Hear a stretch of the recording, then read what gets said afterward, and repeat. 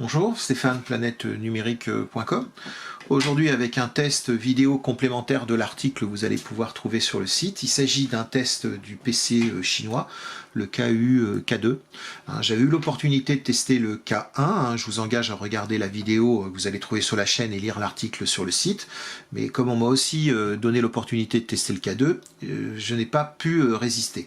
Alors le K2, c'est un PC dit PC pas cher, PC économique, low cost, quelle que soit l'appellation que vous pourriez lui donner. C'est un PC qui va être aux alentours de 270 € en phase de lancement. J'ai marqué sur l'article que ça pouvait être une nouvelle référence en matière d'entrée de gamme. Je suis pas loin de le penser et puis bon, on va le découvrir ensemble. Donc d'un point de vue finition, très bien. Franchement, rien à dire. On a un PC qui est entièrement en aluminium. Il n'y a absolument pas de plastique. C'est suffisamment remarquable pour le signaler. C'est un PC qui est donc avec sans ventilation. C'est pour ça que vous avez ici une grande aération. Ici, de quoi le protéger de la dépose sur les bureaux à travers des patins en caoutchouc. La connectique, elle est minimale par rapport à ce type d'appareil, ne serait-ce que parce qu'il est très très compact. Comme vous voyez, en termes de dimension, on a 32 sur 22 à simplement 1,6 cm au point le plus haut. Ça permet potentiellement uniquement de mettre un port USB. Si on venait à le rapporter par ici, on n'aurait même pas l'épaisseur suffisante. Donc un port USB 3, ici un lecteur, enfin une prise casque jack 3.5. Un petit lecteur de carte micro SD. Bon, il se trouve que dans mon cas, il ne fonctionne pas. Donc, je suis en cours de résolution avec le fabricant. Et de l'autre côté, on va trouver une prise jack d'alimentation DC, une prise USB-C et une prise mini HDMI. Alors la prise mini HDMI fonctionne très bien, comme vous pouvez le voir sur le site, j'ai fait des essais en duplication écran, etc. Ça fonctionne bien. En ce qui concerne la prise USB-C, malheureusement, c'est une prise qui ne fait que... qui ne gère pas le multimédia, c'est-à-dire elle ne sort pas la vidéo, l'audio, et elle ne gère pas la charge. C'est vraiment dommage parce que vous auriez pu utiliser ce type de petits adaptateurs que j'ai, qui permet, comme vous le voyez, d'avoir des sorties HDMI, de pouvoir réenvoyer la charge. Si vous venez à le brancher, vous n'aurez accès qu'à des choses un peu traditionnelles d'un point de vue hub USB, c'est-à-dire des possibilités d'avoir des reports de cartes, des lecteurs de cartes micro SD ou SD, voire une sortie Ethernet. Dans la boîte, vous n'avez pas grand chose, vous avez le PC en tant que tel, vous avez aussi une petite push de protection, donc bon, c'est très très élémentaire, franchement c'est pas vraiment essentiel. Et le fabricant ici m'a envoyé trois plaques clavier, dont une seule qui est AZERTY, les deux autres étant QWERTY, donc ça doit être une erreur, parce que naturellement ici, comme pour beaucoup de PC chinois, vous allez être avec un clavier dit un clavier QWERTY. Comme vous voyez, j'ai mis un petit logo sur la façade, elle est très épurée. Sous ce petit logo, vous avez le logo du constructeur standard, donc vous ferez comme moi ou pas, voilà, il est ici, voilà, ça c'est le logo de la marque, il n'a rien d'extraordinaire. Je trouve que c'est plus sympa de pouvoir le personnaliser ici, vous trouvez plein de petits stickers, des petits stickers qui pourront se superposer sans aucun problème. On va l'ouvrir maintenant. Voilà. Donc on a un écran de diagonale 14,1, il a des bords très très fins, enfin très très fins, bon, il a des bords fins je dirais, attendez je vais remonter un petit peu le... Voilà. On est à 0,6 sur les côtés, on est à 0,9 en haut. Ce 0,9 en haut, on distingue ici, vous avez ici une caméra, voilà, la caméra webcam. Petit point sympathique, le constructeur a prévu un petit volet de fermeture, ici automatisé. La partie la plus sympa de ce portable reste son bloc clavier pavé tactile. On a ici, comme vous le voyez, un clavier qui est intégral sur la largeur du PC, donc ça produit un effet esthétique assez sympathique, et on a 88 touches, ces touches elles font 18 mm, il n'y a pas beaucoup d'écart entre les deux, donc il faut faire un petit peu attention quand on tape. Le confort est tout à fait convenable par rapport à ce type de gamme. Le clavier rebondit un petit peu, il rebondit un petit peu, mais comme je vous dis, j'ai pas eu de difficulté à m'en servir et le confort de frappe est très, très correct. Hein. C'est un clavier qui est rétroéclairé sur 3 niveaux, sauf que le rétroéclairage n'a de sens que si vous veniez à conserver la disposition QWERTY. Hein. Beaucoup de personnes décident maintenant de rester en QWERTY. On peut faire des accents en appuyant sur le comment dire, l'apostrophe et un E, vous faites un accent aigu par exemple. Mais bon, si jamais vous ne souhaitez pas rester en disposition QWERTY, vous devez à ce moment-là le changer physiquement en AZERTY, hein, et c'est ce que j'ai fait. De base, vous pourriez utiliser les petits autocollants livrés, mais moi je vous recommande d'en trouver des comme les miens. Ici, vous voyez, ce sont des autocollants transparents avec une petite écriture en lettres noires. Ça a le mérite de ne pas dénaturer votre clavier et de rester très esthétique par ailleurs. Hein. Donc bon, on continue par vous avez un pavé tactile, ici il fait 11,2 sur 6,9, hein, et il a une particularité que vous devinez ici. On voit qu'il a des chiffres dessus et des opérateurs, hein, multiplication, division, plus et moins. Hein. Et pourquoi? C'est simplement parce qu'il se transforme en pavé numérique. Alors la manière dont ça fonctionne, hein, parce que bon, c'est pas non plus évident au début. Hein. Donc quand vous êtes sur le pavé numérique, vous voyez ici, je fais fonctionner ma souris. Hein. Voilà. Voilà, donc je fais fonctionner ma souris. Bon, alors je vais le déverrouiller, et ça me permet aussi d'introduire un aspect dont je ne vous ai pas encore parlé. Vous avez ici un interrupteur qui est bien dissocié du clavier, pas de risque de le solliciter en tapant, voilà, souvent il est à côté de la touche delete, hein. Et ce pavé, ce petit interrupteur, il est aussi biométrique, c'est-à-dire que je vais pouvoir déverrouiller très simplement juste en posant mon doigt dessus. Voilà, vous voyez, c'est instantané.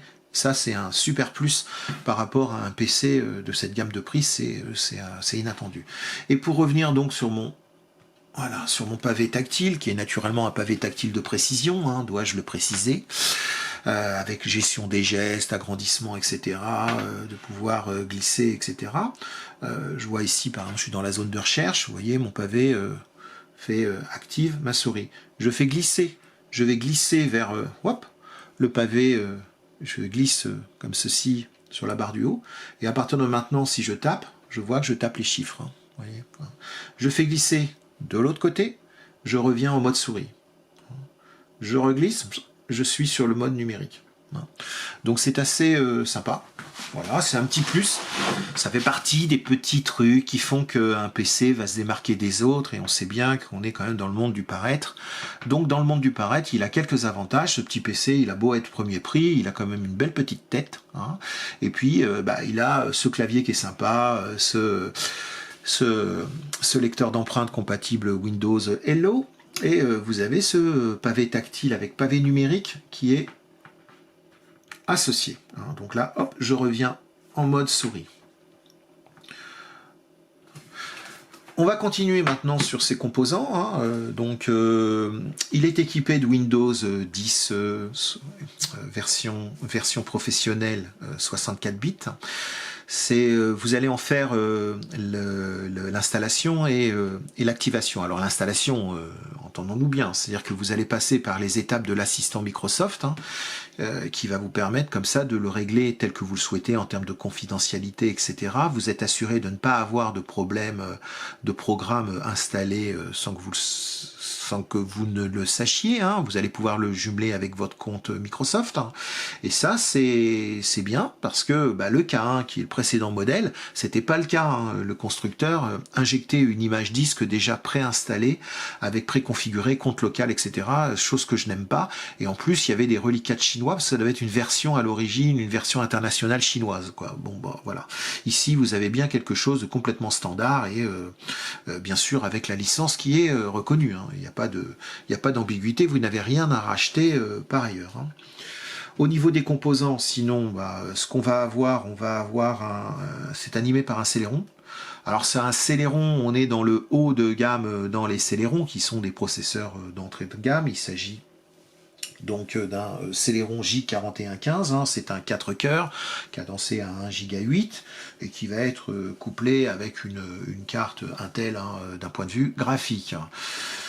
Niveau mémoire, il est bien doté, ce petit PC portable premier prix, puisqu'on a 8 Go de mémoire, donc ça c'est plutôt inattendu par rapport à un modèle dans cette gamme-là.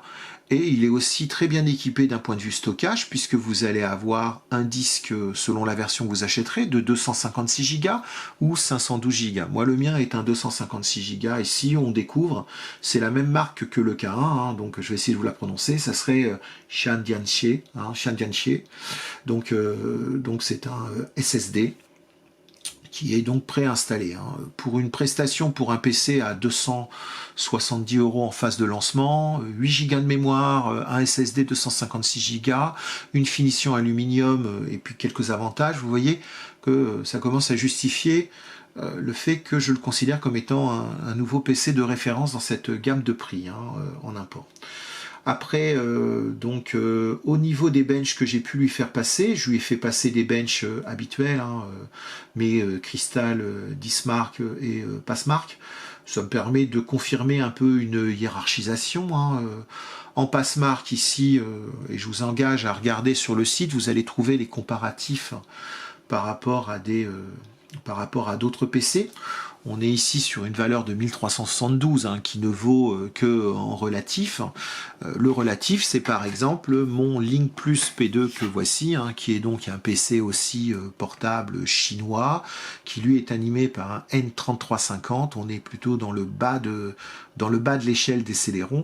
On est sur une performance moitié moindre. Hein. Donc ça, c'est important. Autant le Link Plus P2, je vous disais que c'était pour faire de la bureautique basique, hein, on va dire, on écrit quelques petits trucs, on surfe un peu sur internet, etc. Autant avec le Celeron, le J4115 dans sa configuration 8 Go de mémoire et avec son SSD, vous pouvez faire de la bureautique ordinaire. Hein. Il n'y aura pas de problème avec votre suite Office, ou alors si vous allez sur internet, ou si vous voulez faire de la vidéo en streaming, etc., ça va se passer très très bien. Son petit point de faiblesse, je dirais relatif, entendons-nous bien, c'est au niveau de ses accès disques. Hein. Ils sont assez moyens sur la partie lecture, puisque j'ai plus l'habitude d'avoir des disques à 450, 500. Ici, on est à 300. C'est aussi une faiblesse que j'avais constatée sur le K1. Bon, par rapport à un disque ordinaire mécanique, on est quand même sur des performances de 2 fois et demi environ. Donc, sachant raison garder, hein. Alors qu'est-ce que vous allez pouvoir faire avec ce type de petit PC? Comme je vous dis, vous allez pouvoir faire du multimédia sans aucun problème. Vous allez pouvoir ouvrir un ensemble d'onglets sur Chrome. Hein. Vous allez pouvoir lire de la vidéo sur des disques ou en streaming, y compris jusqu'en 4K. Bon, ça aurait un intérêt relativement relatif, puisque la dalle n'étant qu'une dalle Full HD. D'un point de vue de qualité de la dalle, je vous le dis, c'est très bon. C'est très bon. Moi, je procède à des calibrages que je fais avec ma sonde Spider X Elite, hein, Datacolor, et j'ai constaté que son paramétrage de base était relativement bon, hein, parce que bien sûr ça l'améliorait avec ma sonde, mais j'ai trouvé que de base il était relativement bien calibré, et vous allez avoir beaucoup de plaisir. Hein. C'est une dalle d'entrée de gamme, entendons-nous bien, mais par rapport à celle que je pouvais avoir sur mon P2, hein, je suis à un niveau qualitatif supérieur. Et c'est ce que vous allez voir par exemple ici. Avec un peu de chance, vous allez aussi pouvoir le constater pendant cette vidéo. Si je lis la vidéo...